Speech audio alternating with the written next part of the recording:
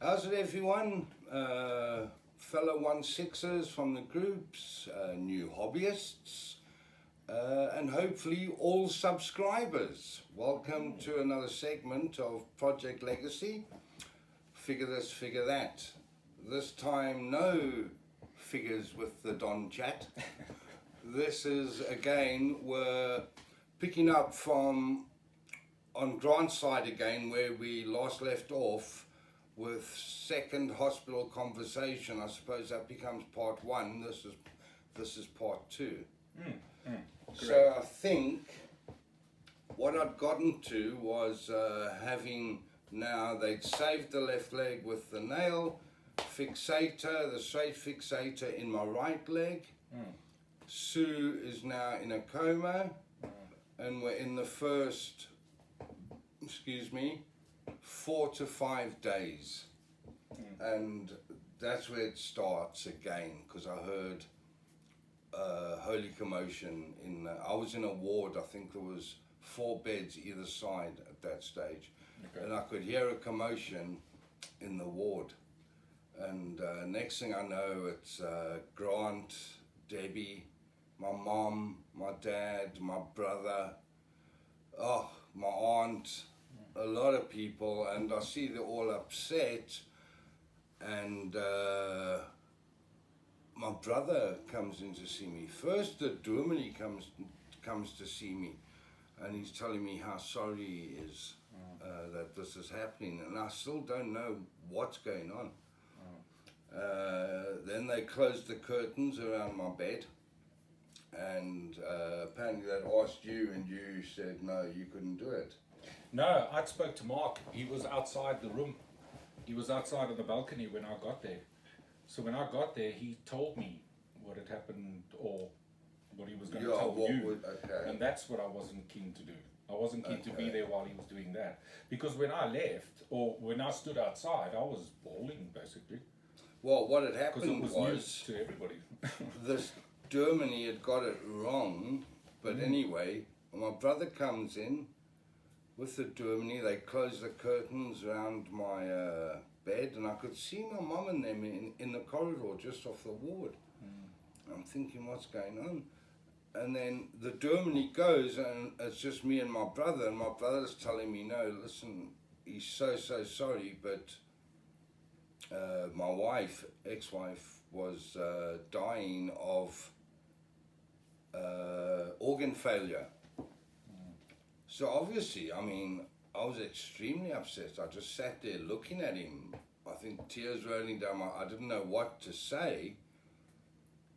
Then there was another commotion outside, and I think my mom popped her head in and called my brother Mark.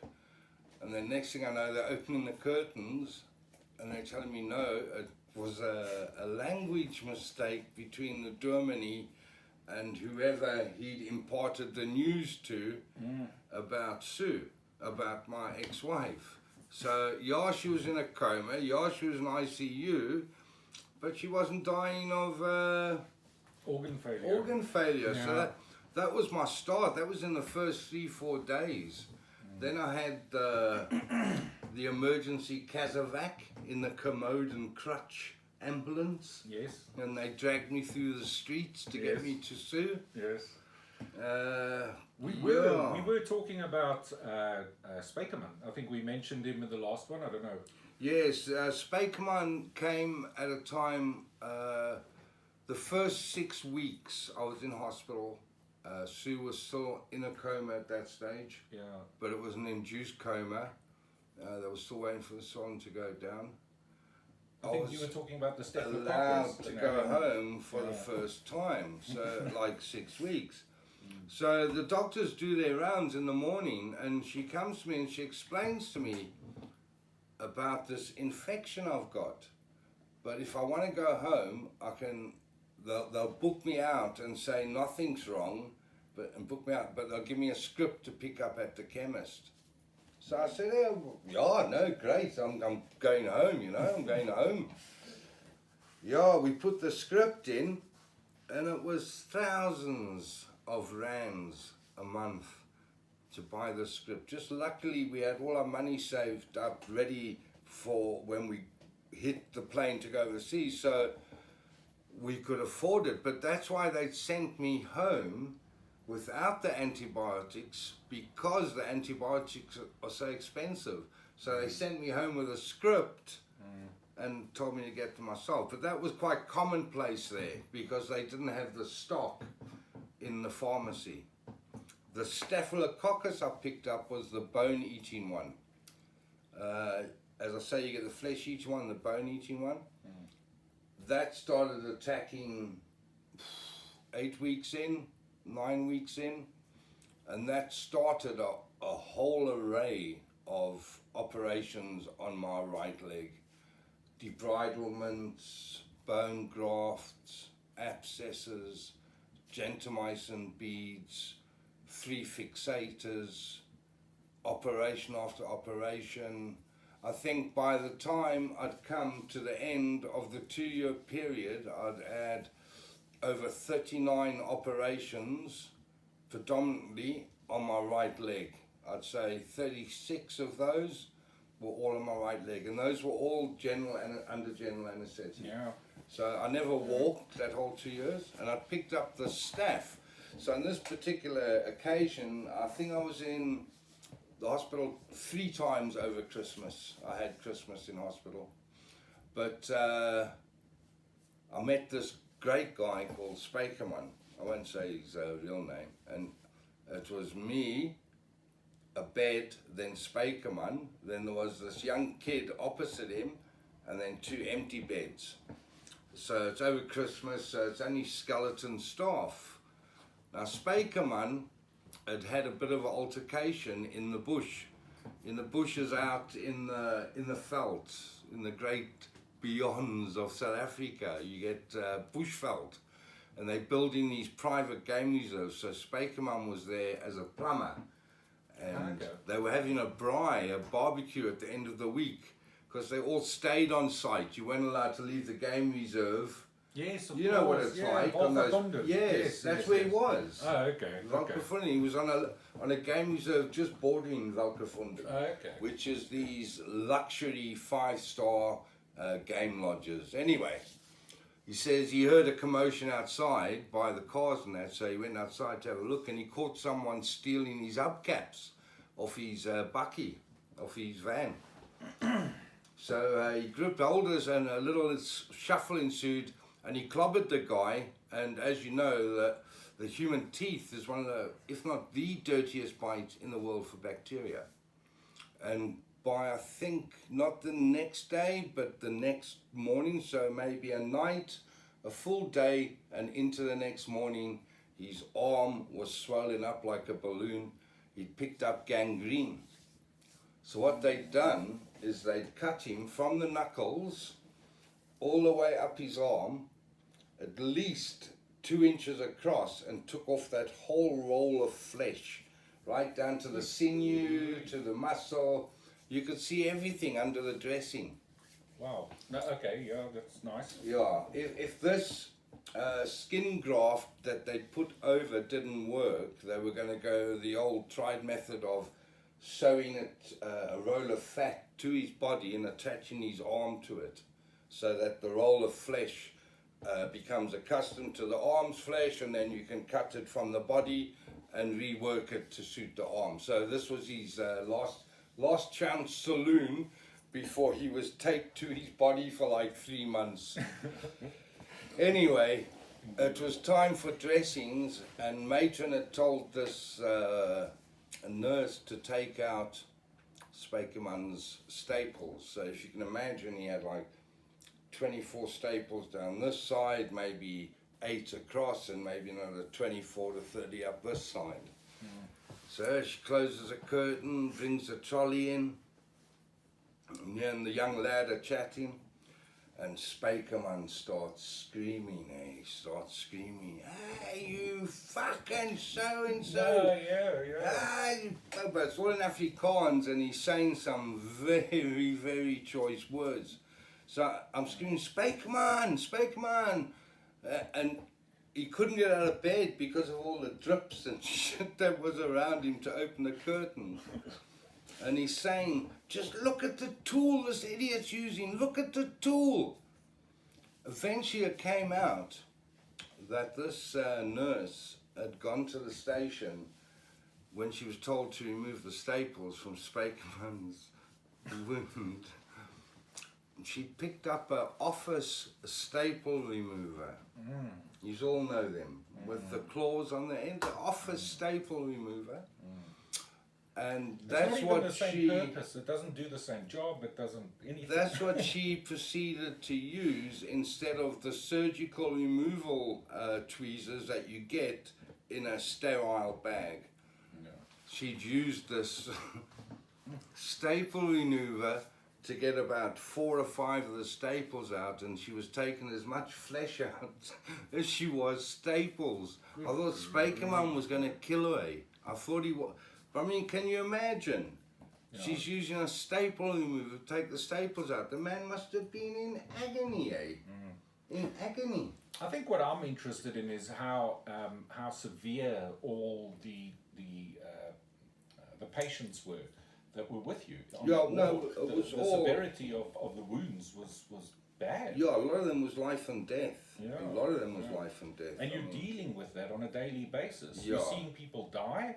You could become friends with somebody that isn't friends with you yeah, anymore. then they're gone. Yeah. And they're gone. That happened quite a lot actually. But they would tend to move the people who were in a bad way. They would tend to move into their own rooms. There was these little single rooms attached to almost every ward, Okay. where if a person was on his last legs, they would be put into the ward, because there was no such thing as hospice or anything like that if you didn't have the money to fund such a thing. Yeah. Because remember, we'd left jobs and everything and sold everything up to go overseas, so we didn't have medical aid.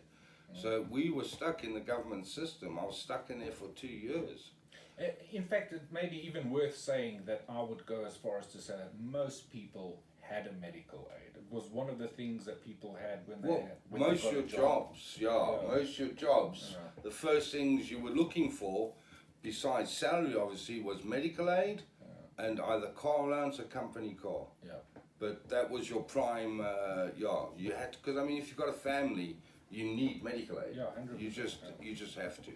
So I was stuck in the government system at first. Lucy was lucky enough, my ex-wife, Alexis, was lucky enough to have, her father wasn't super wealthy, but he was quite wealthy.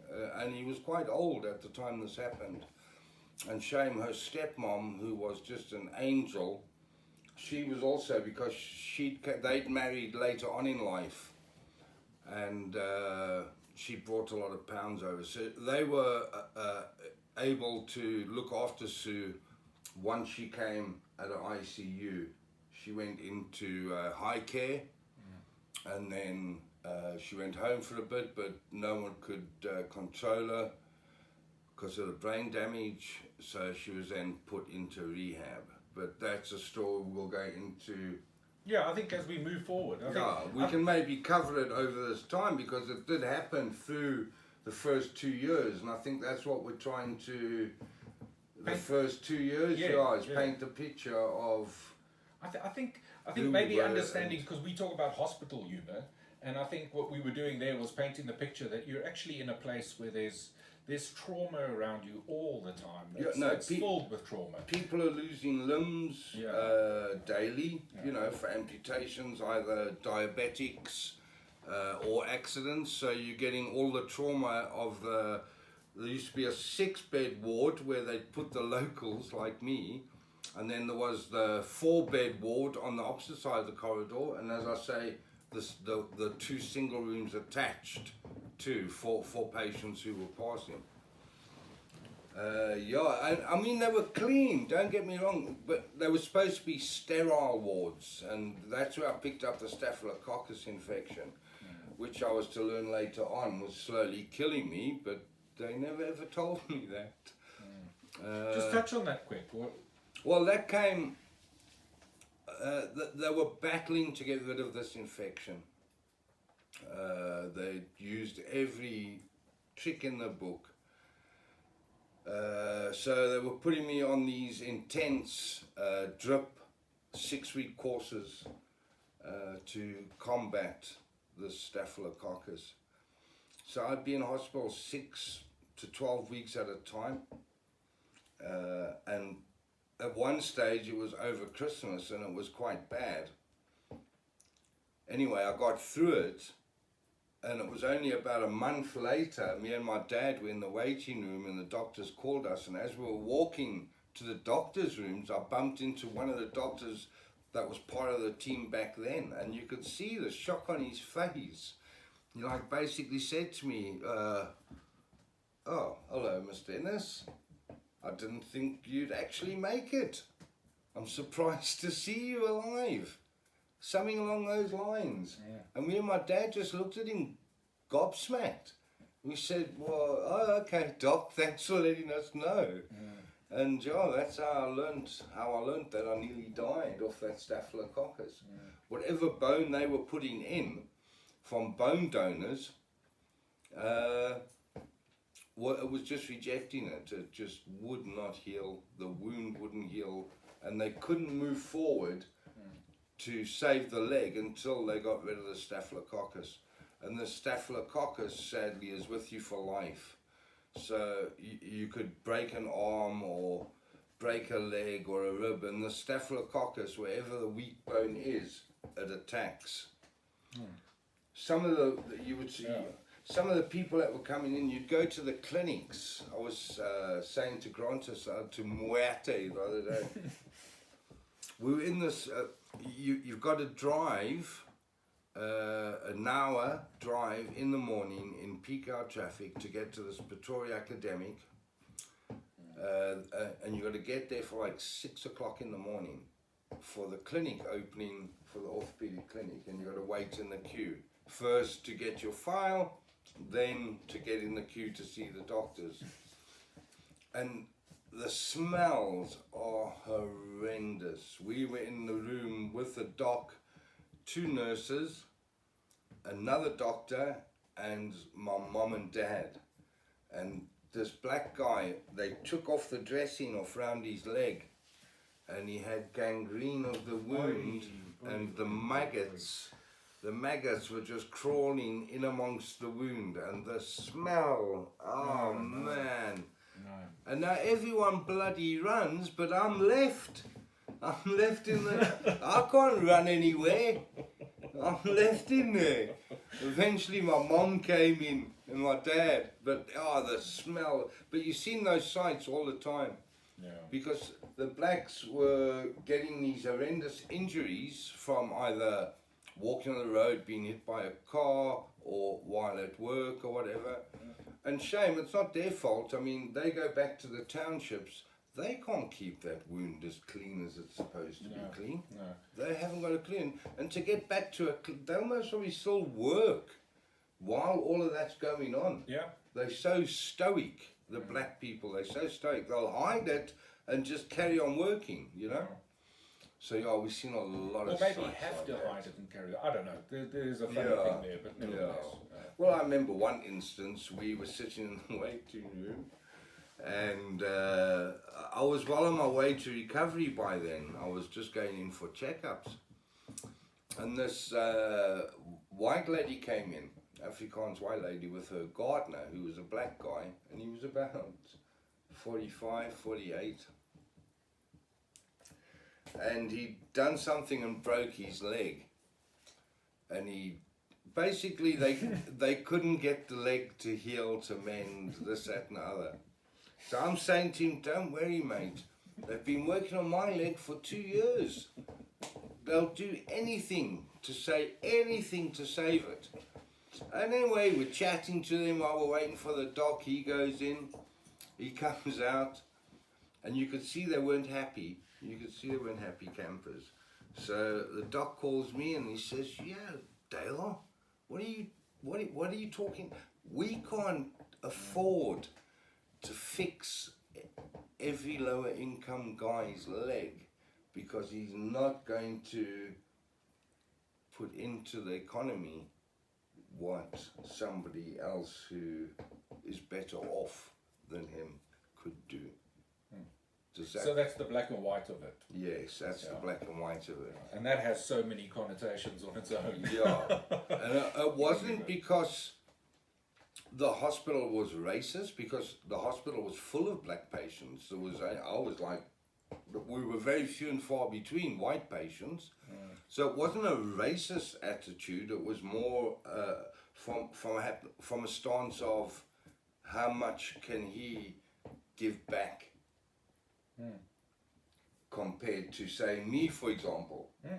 Well, it explains, in the first part of this video, we spoke about that that old Mandela that was fallen down behind the bed. Yeah. And you start thinking, why is their treatment so different to someone else, or this or that, or whatever? I think also... But yours was getting paid by insurance. That's what I was just about to say to you, because I was covered, as Grant says, by third-party insurance.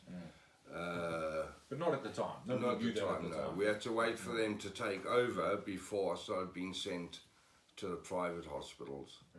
But yeah, those 2 years, you can't imagine the amount of sacrifices my family and them made, man.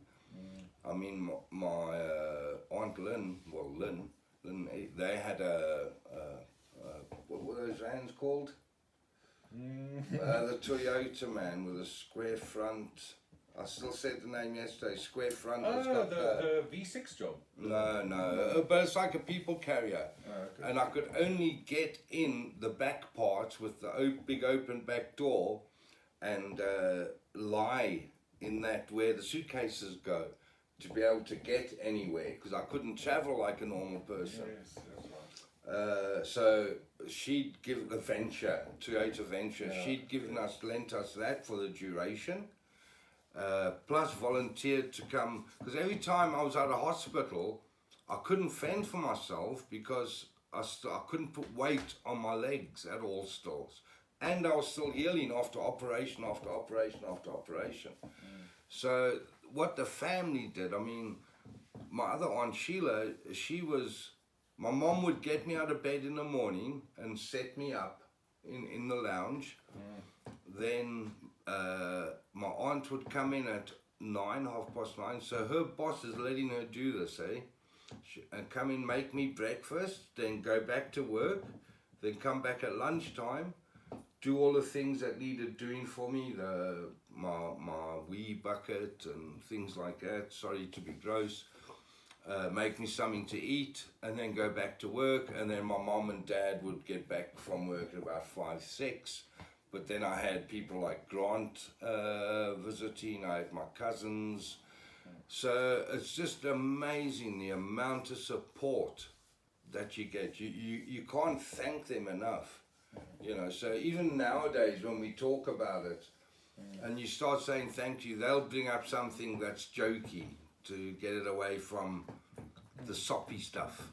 Do you know what I mean? I think what's nice is that we've sort of given, I think maybe describing the sort of the bubble that you're inside this hospital period of time. And trying to, what I'm trying to portray is that there's things that go on there. Used to look at it. She used to look at it as she was dropping me off into a whole different new world, and she had no power to help me. No. So for a mom, that must have been extremely difficult. I suppose for a father as well. Yeah, definitely. Extremely difficult. That the hopelessness. More. It's a little bit hopeless from the outside. Yeah. Because you go in, not even you know fully. You've spoken to the doctors, but you could be in any state when they come in to see you, because you take tablets at different points in the day and all sorts. You know, so you're getting information, and that's the only way it gets passed back to your family. Well, talking about tablets, that brings me to a very funny story, but it's a bit harsh. You've heard Grant talk about hospital humour. Because you're talking to a guy today, but maybe tomorrow he's gone during the night or whatever. So death was always around. It sounds melodramatic, but it was always around, and there was always amputees, either fresh or old, or so there was a lot of humour going around, but it's hospital humour. It's that case of, if you don't laugh about it, you'll cry. So because I was more or less looked like I was going to lose a leg, there was a cartoon show called Pinky and the Brain. So they nicknamed me Stumpy and my ex-wife the Brain. Stumpy and the Brain, because she had brain damage and I was Stumpy. But then there was another guy in the other corner, I won't say his proper name, but he's actually still a good friend of mine till today. He's still alive. We used to call him Torso, because what had happened to him is he'd had a bike accident like 15 to 18 years ago, and he couldn't walk, he couldn't feel his legs anymore. So there was no movement from the hip down. But he kept getting these ulcers on his legs. And although he couldn't feel them, they were making his system ill, because obviously it's an ulcer and you can get sepsis very quickly. So it was making him very ill. Yeah. So he decided to amputate both legs. So yeah, that's what he did. They cut him at the groin. So all he basically was the torso, his nuts and willy, his poop chute, and I don't think even that was working, because he had a colostomy bag, and he had. Oh, good heavens! That's such a lovely picture. Yeah, he had one arm, and I can't remember if he had two arms or one, because now he's got the prosthetic at the time. No, I think he had both arms at the time. He had both arms at the time. And anyway, I know it sounds bad, but some of us used to swap tablets if you wanted for the day to go by better. You know? So mostly you just wanted to sleep. Pass the time. Yeah, just sleep, because there's absolutely nothing to do except be in pain. So you'd rather sleep, eh? So anyway, what had happened was, I seen Torso had got these tabs, and he was saying he didn't need them. I won't say the name of them, obviously.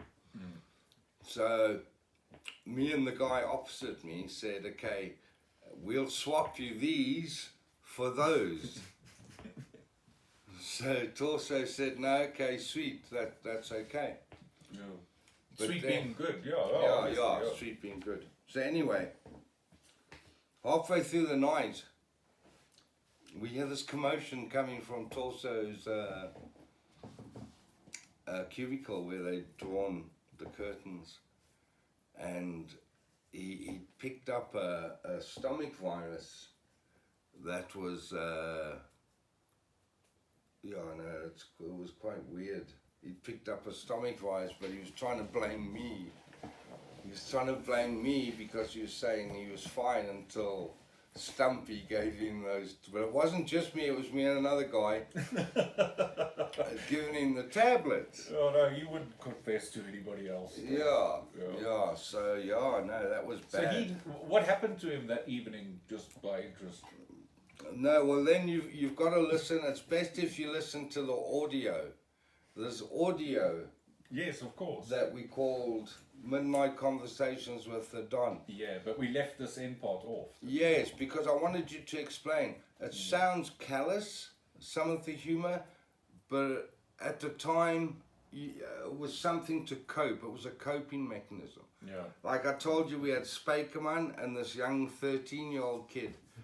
He picked up a bad tummy bug from somebody, and they were going to open him up. And when the nurses and all came round, they were doing their rounds, and there's only the three of us in the ward. So as they're about to leave, I go, Doc, there's a big problem in this ward, eh? He says, sorry, what's wrong, Mr. Ennis? I says, that young man in the corner there keeps offering me sweets to go in the toilet with him. And they just looked at me. So they clicked what I'd said, and they all just walked out just saying, no, that's not possible. Yeah, you no. can't say things like that. The three of us, the young 13-year-old kid was telling his mom and dad when they came to visit later, And they also thought, but that's the type of, you did that type of shit. Yeah. You're so on your own, man, and for someone to get inside your bubble for a while, it's nice. It's lacquer, you know. I mean, And you want laughter, because Yeah. laughter heals. You know, Yeah. you need to find the light inside a dark place. well, I mean, after all was said and done, there was a time I had these fixators called the Ilisaris, they're called. It's 3 rings, and it's got rods all the way through your leg, right? So there's a ring with, say, 8 rods right through, then a middle ring with the 8 rods right through, then a bottom ring. And it's all connected by these 4 poles. Okay, so it's going, you got to loosen it a millimeter every day and tighten it a millimeter every day so that it brings the bone slowly together. But no one told me that I was supposed to stop after like 2 weeks or something. Yeah. So you're like out in the wilderness for like 6 weeks or whatever until you get back to see your specialist. And he says to me, so yeah, when did you stop tightening? Did you do the 2 weeks? I says, Doc, I haven't stopped yet. I said, no one told me. That's a re-break the bloody leg, man, because it had grown like that. Yeah. So they had to re-break it to get it back to, oh, what a nightmare. So I had 3 of those on. And all this time now, Sue has been in a rehab, basically learning stuff again. I'm not going to say learning to read and write and that, because she could, but she did have to learn it, you know. And also some of the muscles, a lot of the muscles had atrophied from lying in the coma for so long. But she was, I don't know if I can talk about it, because she had a complete personality change. You can only see that if you knew her. No, you can only talk from your perspective. I mean, Yeah. from your perspective, she's got a personality change. Yeah. So, yeah. I mean, It was 22% frontal lobe damage. There was a lot of things that she didn't like doing. There was a lot of things she couldn't remember. But I mean, you got to remember, it wasn't her fault. I mean, the accident wasn't her fault. So, yeah, it was quite hard. She used to get jealous of other people with me, jealous of my time. And when she was in the rehab, I had to go every weekend and sit in this rehab and meet all sorts of weird and interesting people. you know what I think? Maybe if we give people a Don't flavor. say the name of the place, though. No. I'll give the flavor of one story from that place. Okay. And then what we'll do in a later episode is we'll come back to it and we'll talk about some other stuff that happened there. Okay. But you pick a story that you want to just highlight what it was like there, or the things that you came across. It was a Friday, and my aunt had offered to drop me off so I could spend that weekend with my ex in the rehab. So when we get there, the front security door's locked. Now my aunt and uncle are not used to dropping me off, you know.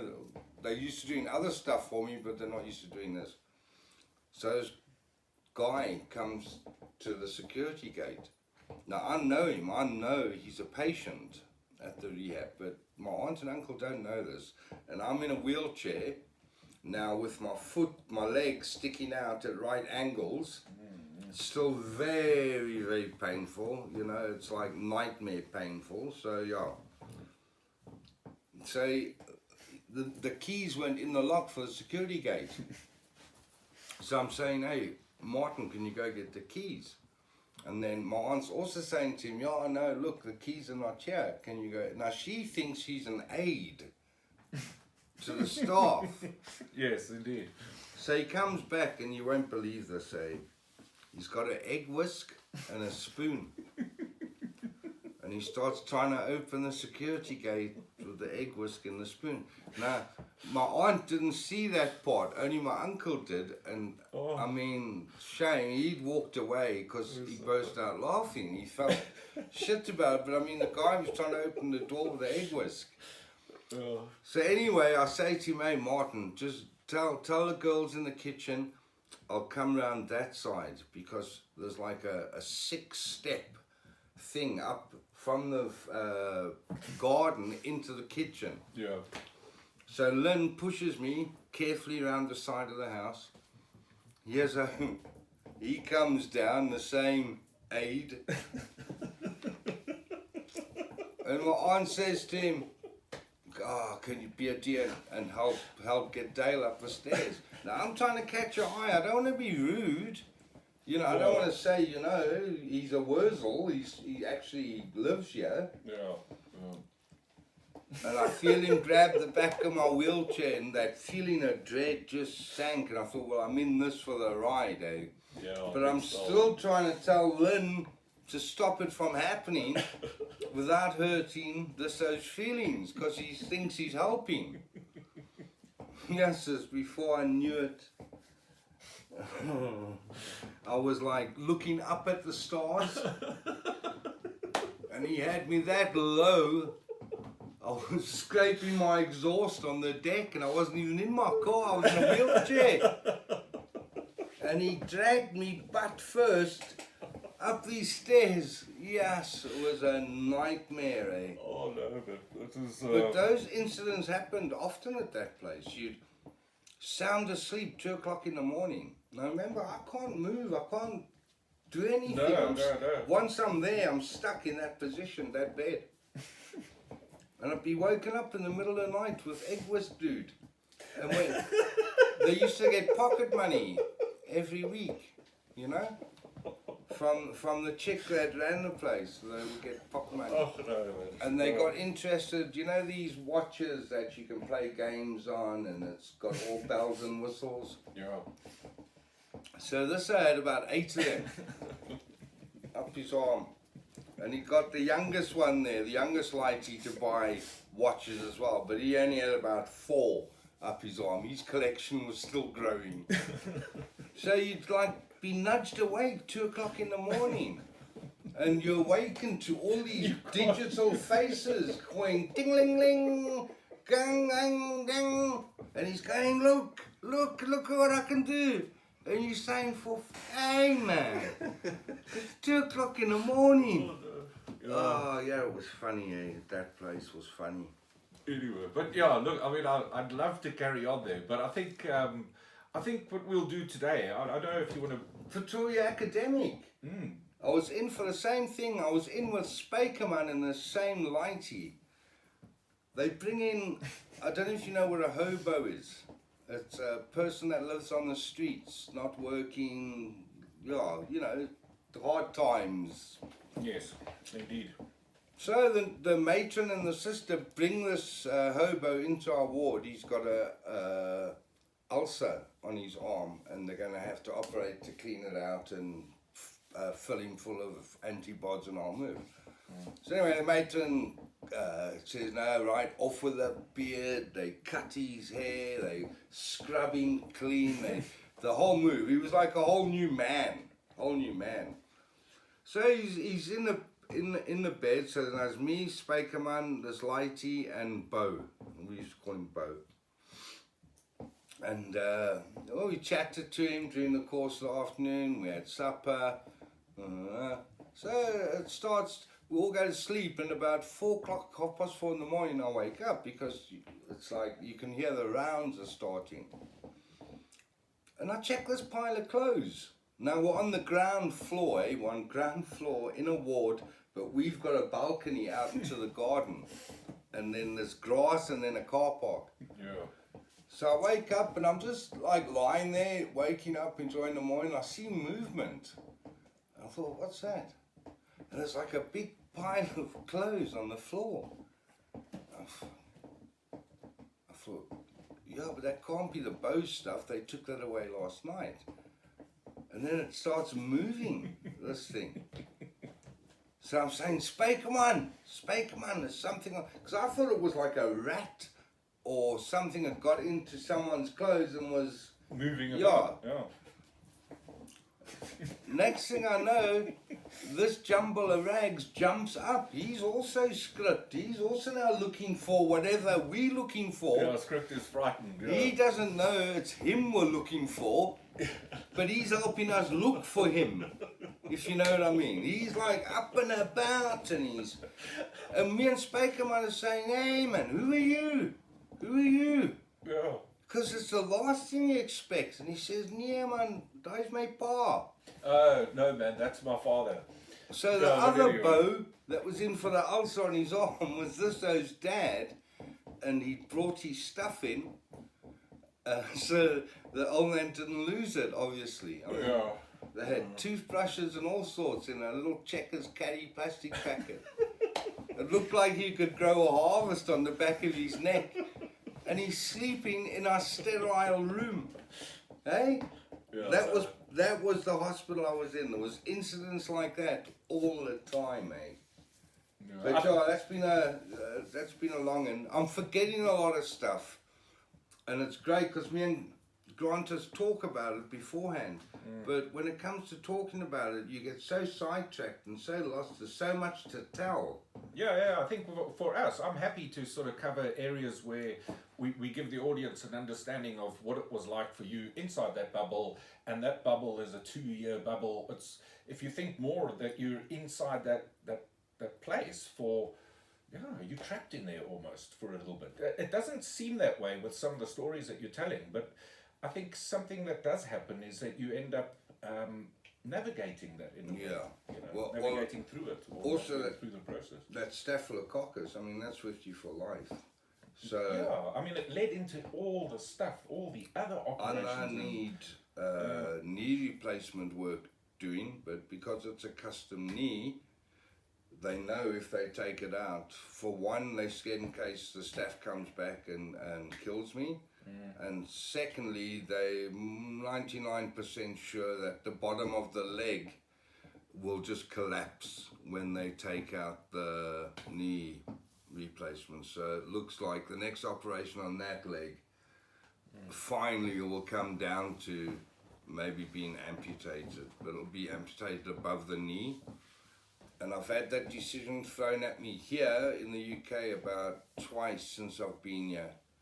And twice I've said, no, I'll keep the leg.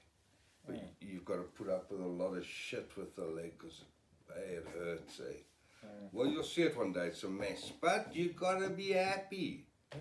Yeah, correct. And I just wanted to say to all my female fans that have been sending me these letters, I know I've picked up a few pounds over COVID. But I'm working hard to get my body back in shape. So Indeed. just fast bait a little longer. Yeah, how about a shout out for Rambo? Yes, shout out for Rambo. He's our first figure to get over the 300 mark, 300 views. Yeah, we're so happy about that. So we did something right with Rambo. Yeah. In front of you is the quarter scale Spider-Man and the 1/6 scale Spider-Man. This is a new acquisition, so we thought we'd show you the new acquisition Yeah. while we told our story. Yeah. And then for me, I'd like to say to my daughter, because I think we're closing off this episode, one of my daughters got a distinction, or not a distinction, got a degree, or what was it? Yeah, she's Yes. graduated. Graduated. Good grief, I don't know where that went, but this is in the camera, you get these little, Graduated with flying colours. he's finished He's it. too emotional about it. Too Yeah. emotional. He's soft. Couldn't be prouder if I wanted to be. But Yeah. So she is one of the proud owners of Fairview Bakery. Yes, That's one that's of our linked it's one of the to- links that we've got. yes. Yeah. And a bonnier lass you'll never meet. Well, anyway, So I think Zohan, congratulations, China. yeah. You Love you did loads. great. Love you loads, China. And I love you more than he does. Yeah, indeed. But I think if we bring this one to a close, next time what I'll do is go back to where we were on the with the pins, go back to like day 3, and then take it from there. Whoopsie daisies. Are you okay? I told you not to fiddle. See, Yeah. that's what happens when you fiddle, Ashington. Sorry about that. Yeah, cool. Okay, guys, thanks for subscribing.